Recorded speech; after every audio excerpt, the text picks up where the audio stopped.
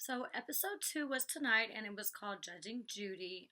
Sorry, I am extremely sleepy. I had a very long and stressful day, so my eyes are like really tired. But anyways, it starts off with the life coach Laura and Judi goes into her life coach meeting with no heels and a drink, and she even says what's going on, and Laura's like, "Are you drunk?" And she's like, "Yeah, I think so." And of course, you see Judi go all the way up the stairs, put her shoes on, and start chugging down her wine. Like, at this point, Judi is a complete mess, and I know she feels alone, and her friends aren't really talking to her at this point, being Julie and Danny. So I feel really bad for Judi, and she's kind of like just going crazy in her own mind because alcohol is a depressant. It can make you more upset than you really are. So at this point, Judi is completely lost. Next, you see the hookah people come, which is Blow Hookah, whatever, Blow Life? Blow Hookah. No, that's from, oh my God, that's from Jasmine A in season 11. Okay, so Blow Hookah. They came over, and Natalie told everybody that the hookahs were coming for everybody. You see all the hookah bags outside on the ground. There was like 10 bags. So they brought more than enough for everybody to have everything. And the other girls didn't want to go outside. So it's like, okay, yeah, me, Rocky, Jada, and Natalie are outside with the Blow Hookah people. Judi's in her own little world. And of course, Camila, Red, Danny, and Julie are like, oh, why is Natalie being so nice? Like, they don't know how to appreciate anything. So you missed a little bit of what happens with the Blow Hookah because as soon as the Blow Hookah people leave, Camila's like, where's my bag at? Keep in mind, guys, this is like me talking about this episode. I'm cool with Camila, but Camila was like, where's my bag at? Nobody better take my bag.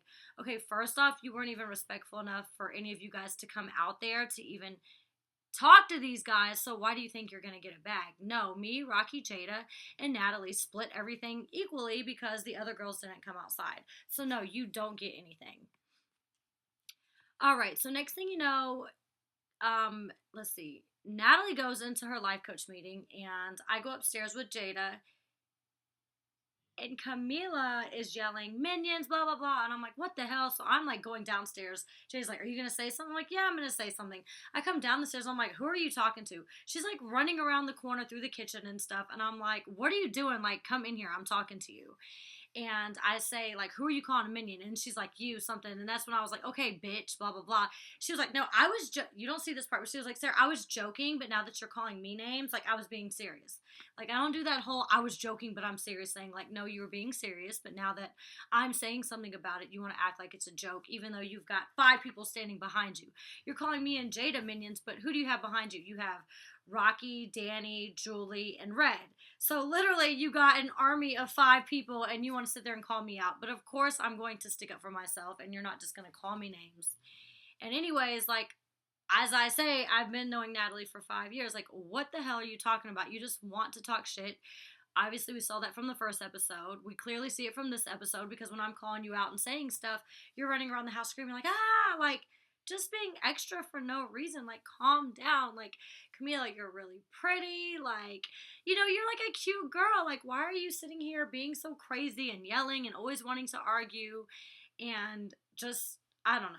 I don't know if it's for attention. Like, I don't really know what is going on at this time, but it was extremely annoying and it was very stressful because she has verbally came at me 3 times at this point, which will happen again later on in the same episode.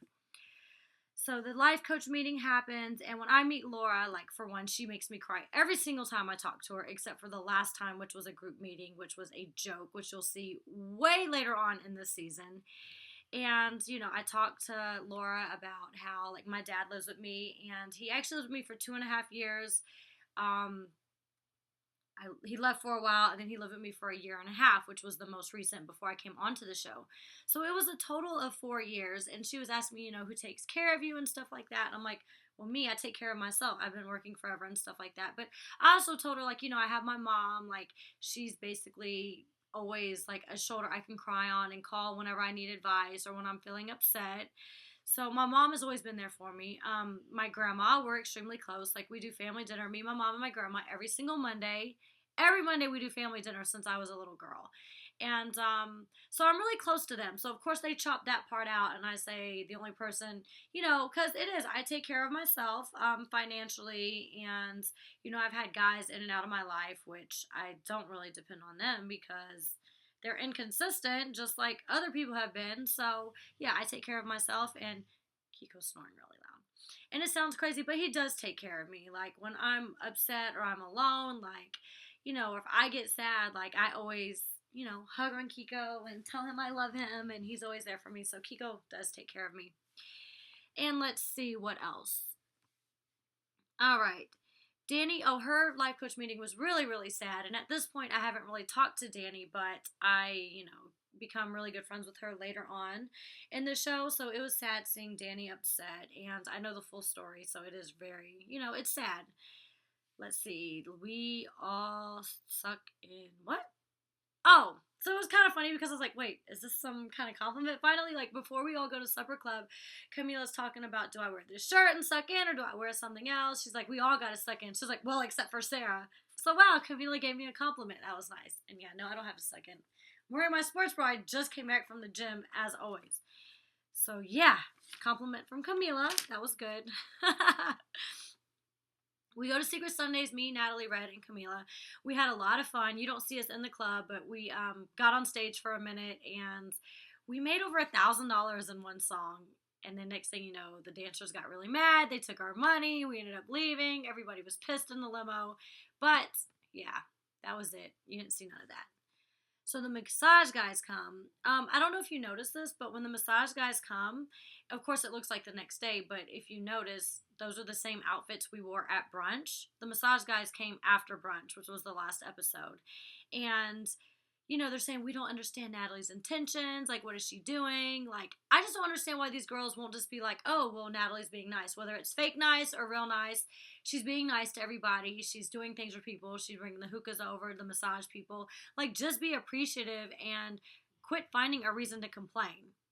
So Red is saying, Judy's crying out for help and blah, blah, blah, and we should be taking care of her this way, and everybody's intentions are bad, and she needs help. Like, get the fuck out of here for one. Like, you were a bully on your season. You're a bully this season. Don't act like you have Judi, like, best interests, like, at heart. Like, because you really don't. So in the phone room, let's see, people will forgive you. Oh, so in the phone room, I wasn't there for this conversation, but Natalie's telling Judi, like, okay, keep in mind, of course, in the party bus home, she was like, we got to get rid of Judi. She's being annoying. She's being a baby, blah, blah, blah. And then, she starts to change her mind. Like, Natalie does have, real feelings. Like, and she sees Judi being upset and stuff. She's not just going to keep being mean. So she's in the phone room telling Judi, like, people will forgive you. Just clean up after yourself. Be respectful and stuff like that. And people probably will forgive you. And you've seen that on previous seasons of the Bad Girls Club. Like, they might hate one girl, and then all of a sudden they're okay with her. Just like Asia last season, because Blue was her friend. And it's happened time and time again on a bunch of different seasons. I can't think of any examples right now, but we all know it's happened before. So maybe if Judi gets her stuff together, people will not hate her and actually start to like her. Okay, the next scene you see Julie and Judi outside wearing tutus, and that day was actually Cinco de Mayo. Natalie, Judi, and I went to Taco Bell. We brought all the girls tacos home, which of course they weren't very appreciative, and also tutus, like Mardi Gras beads and all kinds of stuff for Cinco de Mayo. So I guess they wouldn't be Mardi Gras beads, they would be Cinco de Mayo beads. But yeah, we brought them all stuff home. So that's why you saw those two girls wearing tutus. And later on, you'll see one hanging in my bed. I had the pink one. Natalie had the purple. I think Camila had a red one or something like that. So yeah, that's where those tutus came from. And next paper, the paint class. Okay, Natalie and I decided to stay home because we didn't feel like arguing. Everything has been an argument in this house all the time. Like, Camila keeps verbally attacking me. None of the girls want us around. So we decided to stay home. We don't want to go to the art class, and Natalie's going to draw me instead. We had a lot of fun. We were drinking our wine. We pretended we were on the Titanic, and she was Jack and I was Rose, and I was actually wearing Julie's little belt or something that had a heart on it, and we found it on the counter and we put it on, and we even joked about throwing it in the bottom of the ocean, which was really the pool, but we did it because we knew that would start a crazy war over a $5 belt. So next we have Oh, by the way, I still have Judy's painting. It's in the other room. You didn't see it on the show. You'll see it later on above her bed, but she painted a picture of a voodoo, and I have her painting still to this day. So that night that the girls went to the club, when Natalie and I stayed home, it's crazy because we didn't even know Judi was home. Like, we were just hanging out and stuff. We were like, did Judi go out with them? And they were like, let's go find Judi. We find her in her bedroom. Like, she had spray painted her hair black. Not spray paint, okay, people. It's like hair paint. You know, like they have, you can do like a blue strip, a pink strip. So she sprayed her hair black. And also she had like, she ripped off all of her fingernails from anxiety. And she had like, black stains on her nails. So you don't see it, but when we went into her room, I did her nails that night. Like, I buffed them and I put clear polish and stuff on them so they wouldn't be stained black anymore. And, we're sitting there talking to her, and I'm like, maybe Judi isn't so bad. Like, she just wants somebody to be there for her. She wants a friend. And her real friends supposedly aren't there for her. So, we'll be there for her. I have, like, a big, huge heart. And, Judi seemed like she was being sweet. And when she acted like she wanted to talk to somebody and she didn't want to just be in the corner and act crazy, then I want to talk to her. So we reached out to her and started talking, was like, come hang out with us. It wasn't like for weird intentions. It was like, I feel bad. You're not talking to anybody. They're leaving you. Hang out with us. Like, we'll be your friend. Let's see. Of course, the girls get home and they're mad and they're like, why is Natalie being nice to her? And then they even do a confessional, or Danny does her interview saying, like, why isn't she being the Natalie 6 years ago? Why is she not being mean? I would respect her if she was being mean. I'd rather be this. Keep in mind, Natalie was like, what, 23, 4 years old? She's 29 now. Of course she's grown up. If she's the same person as she was on season 4, that shows like a lot about her. Like, how do you not change in 5 years, especially after seeing yourself on TV? And just the fact of it's 5 years later without TV, you should be a different person. You should be improved. So for them to be mad that she's being nice makes absolutely no sense. It's just a reason to complain. Okay, Natalie's hair and nails. Okay, so when we took Judi to the nail salon, we got our nails done, and just to like not start a war for us taking out the Jeeps all day, we even called the girls and we were like, do you guys want to go get sushi with us? Do you want us to bring you something home? Because we didn't want it to start an argument. Of course, we go to sushi, we have a good time, we bond with Judi. Judi makes the dumb comment, like, I wish I was in the womb with you too, like, she's goofy. And at this point, I'm really starting to like Judi a lot. And of course, the girls get mad saying, Natalie's intentions, blah, blah, whatever else. And we get home. Of course, Red's being a bully. She goes into the phone room and she hangs up on Jacob. And, she even spits in Natalie's face. Like, she's just being completely disrespectful.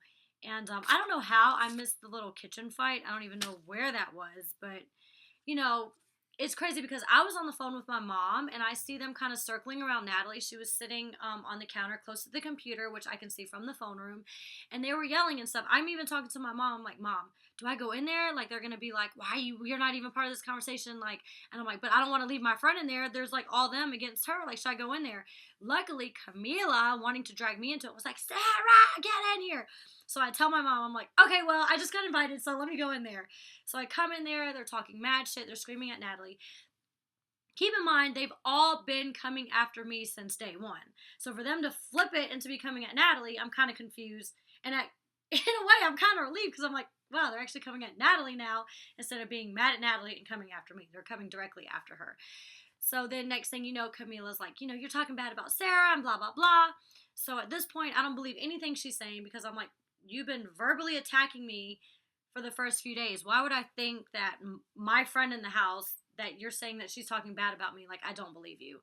And you don't see this, but after Camila throws the drink and stuff, Red gets in my face. She's literally this close to my face. I even push her away from me, and I'm like, yo, back up. I said, I don't even have nothing to do with this. Like, why are you in my face? Why does everything got to be, like, attack Sarah? Then she's like, but you're an extension of Natalie, and da-da-da. Like, you're this and you're that, and blah, blah, blah, and you're part of her. Next thing you know, after I push her, I don't like shove her like I did on BGC 11. Like, I was just like, back up. And I barely pushed her just to be like, you're invading my personal space. And next thing you know, Jada comes out the woodwork and is like a little chihuahua going crazy talking about, Sarah, da-da-da, don't put your hands on her, blah, blah, blah. And then I'm confused because once this is all broken up and done with, I'm like, Jada, but you've been cool with me. Like, we've been hanging out. Like, I don't understand why you're defending Red. So at this point, I'm completely confused. I'm like, Jada's bipolar. This makes no damn sense. You're defending somebody. And of course, she tries to flip it and say, no, Sarah, I was looking out for you. I didn't want you to hit her and go home. That's bullshit. Whatever. Because clearly there is a separation already starting in this house. So that's pretty much about it.